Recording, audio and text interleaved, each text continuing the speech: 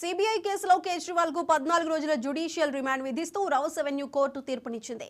July 12 వరకు judicial remand విధించింది. కాసేపట్లో కేజ్రీవాల్ ను తిరిగి తిహార్ జైలుకు తరలించనున్నారు.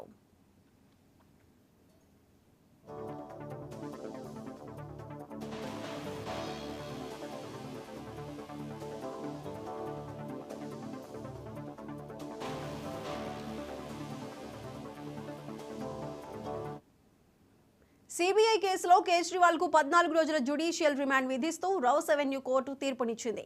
జూలై 12 వరకు జ్యుడిషియల్ రిమాండ్ విధించింది. కాసేపట్లో కేజ్రీవాల్ ను తిరిగి తిహార్ జైలుకు తరలించనున్నారు.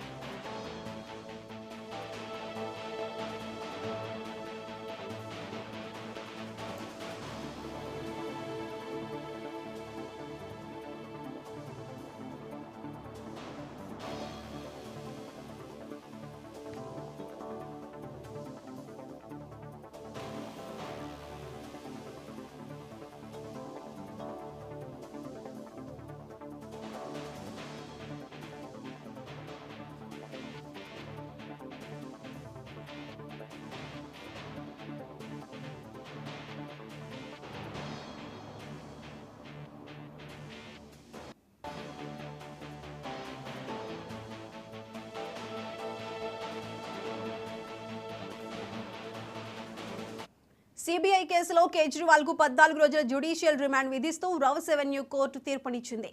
జూలై 12 వరకు జ్యుడిషియల్ రిమాండ్ విధించింది. కాసేపట్లో కేజ్రీవాల్ ను తిరిగి తిహార్ జైలుకు తరలించనున్నారు.